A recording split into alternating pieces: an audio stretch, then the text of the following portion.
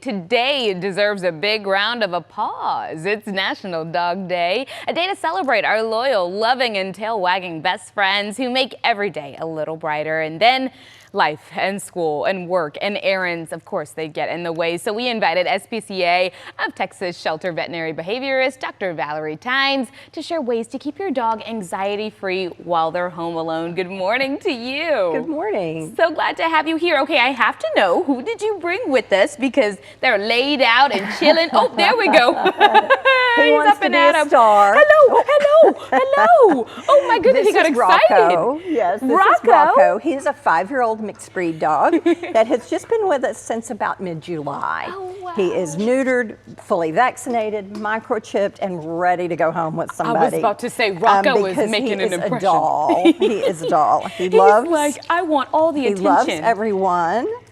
Oh, what a sweetie. And he loves those treats too, you guys. Treats. Okay, those are a big part. Now, with the kids back in school, many dogs are home alone a lot more often. So what can pet owners do to reduce the stress that dogs feel as soon as their favorite people leave the house? Right. Well, one of the first things they want to keep in mind is to be sure and leave the dog with some fun things to do. Ooh. Since the dog is going to be home alone a lot more than it's used to. Yeah. So enrichment items like food puzzles, treat dispensing type of toys, appropriate sized chews and other toys for the dog are really important to keep them mentally stimulated as well. Keep them entertained. And I kind of like what you said about the food puzzle, yes. because I mean, they get a treat, of course, but they have to work for it a little bit. It takes a little bit longer for them to get to it as well. So how does Rocco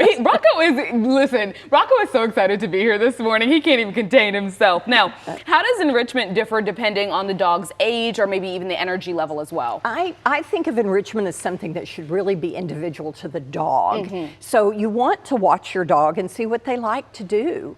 You certainly want to keep safety in mind first and be sure that you're choosing size appropriate items for that dog.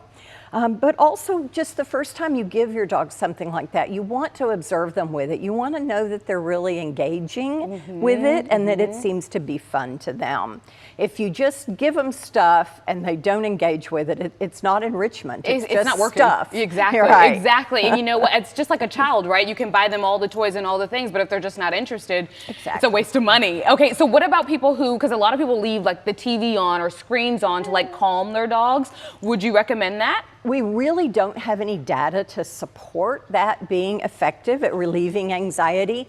But again, I tell people to do what appears to work for their individual dog. Some dogs become more distressed or become overly excited when they see animals on TV. Right. So you have to think about that, what is going to be shown. Music is the one thing that has been shown to help keep dogs calm. Mostly the studies have been in shelter environments, but that's the kind of thing I recommend people try, is just calming music. I was about to say any type of music, but okay, calming, they like that. Interesting. Okay, we might have to dabble in that, but like you said, just trying things out before you actually leave them with the comfort situation. Now, what do you do when you come home to find out that your dog maybe acted out? We haven't set up any of these measures just yet, so maybe they got into the toilet paper or the toilet or the garbage. What do we do in that moment? Because of course we get angry. That's the first response, right? It's hard not to, and I'm totally sympathetic because I've had that happen.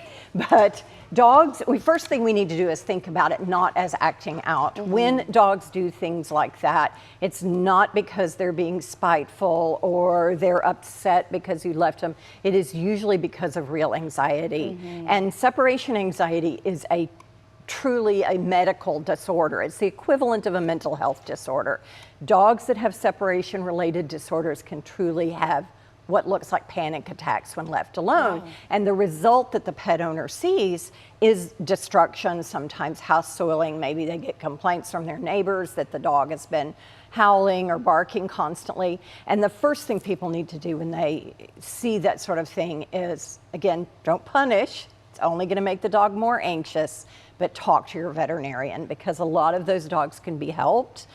They just need to be properly diagnosed, and sometimes they need medication, but there's also some trainers that can help with some of those things. But punishment is probably the worst thing you can do, even though I know that's what everybody thinks first thought, when right? they come home and see a disaster. But I like that you expanded upon that because, right, we love our pets so much and we think that they're a part of the family, but I also think that we forget in the fact that they have their own individual personalities, right? Exactly. They do what they want to do and they like certain things that we may not think are conducive to them, but they're like, yes, this is exactly what I need. So making sure that you're listening to your pet. I think Rocco's worn out at this point. Tell us where people can find more information about Rocco and just about tips to make sure that they're entertained. Yes, please go to the SPCA website. It is spca.org.